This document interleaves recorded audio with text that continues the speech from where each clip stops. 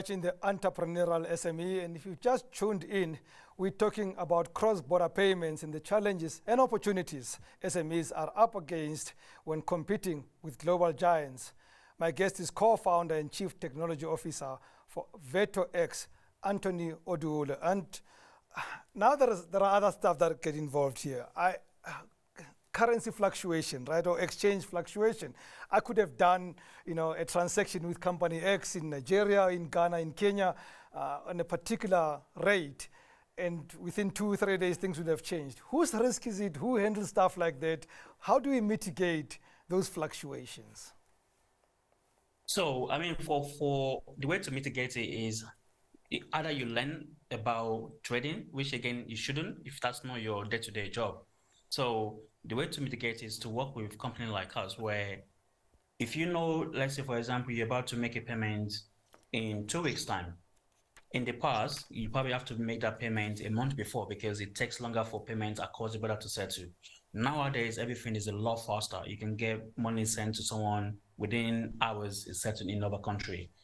Now, the risk around FX fluctuation can be really managed by the business owners or the individuals responsible by just using a platform that allow you to kind of hedge your risk. Again, that could become a very complicated solution because again, you have to understand how hedging works and so on. But ultimately, what you can do is you have your South African rand, you need to change it to dollars, for example. You can go to your local bank today.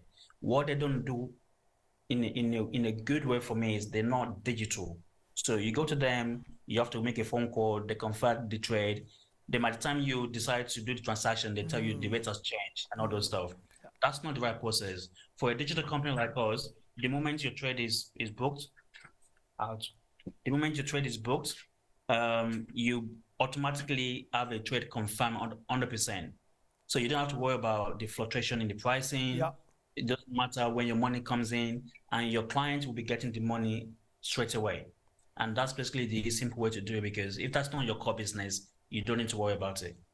So despite the pandemic that hit the whole world 2 years ago, those challenges, Sub-Saharan Africa's overall remittances outside of Nigeria's, outsized volumes, increased by 2.3% in 2020. What could be attributed to, why would that have happened during a very difficult time like that? Yeah, that was a time where I would say there was an abundance of money, I would say, because a lot of people, there was pandemic, obviously. Some of us were stuck in the house, couldn't move anywhere. Yeah. Still getting paid salary. It means by not going out, you're not spending a lot of money. So people have, I would say, excess cash. And ultimately, if you are diasporas like me in London and you have families back home, you want to support them because, again, back home, it wasn't the same thing. A lot of people couldn't do work because their work is their business.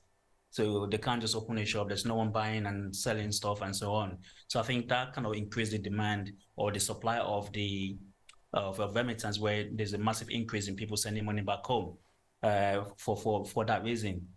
That would be my theory on that, yeah. This space you operate in is dominated by fintechs, some of whose names we can't even pronounce. We get intimidated when we see them. And I look at VertoFX and I'm like, wow, what should one be looking at?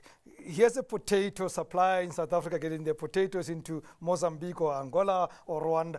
What should be the one thing or the few things that I look into when I have to choose an intermediary like yourselves to help me trade cross-border? Yeah, 100%. I would say you definitely should do your research. Like, go online, you will go to a platform like Trustpilot, you will see what other users, other customers of that company have said about them.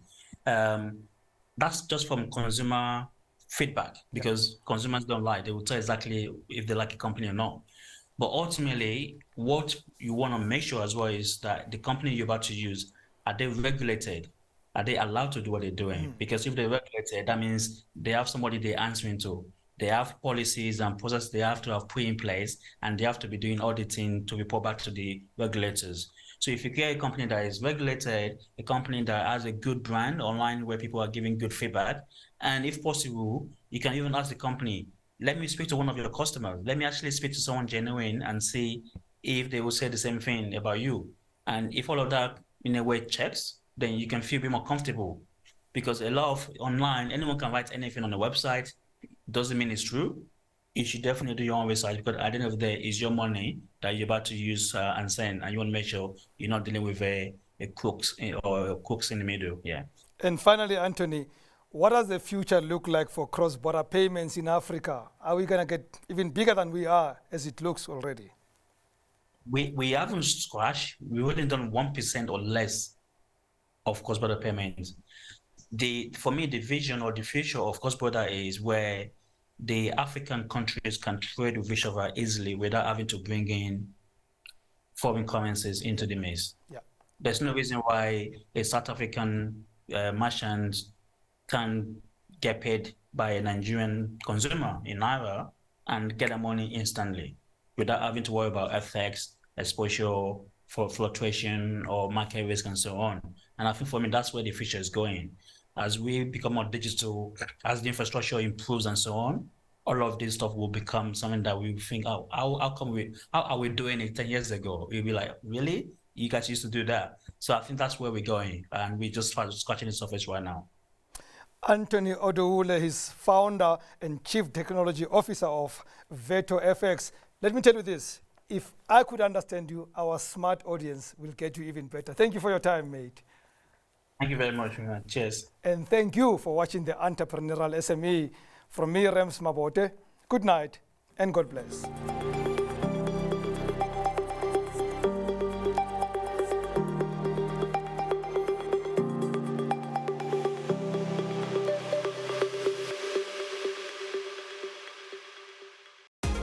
Telkom Business, behind South African businesses' drive to thrive.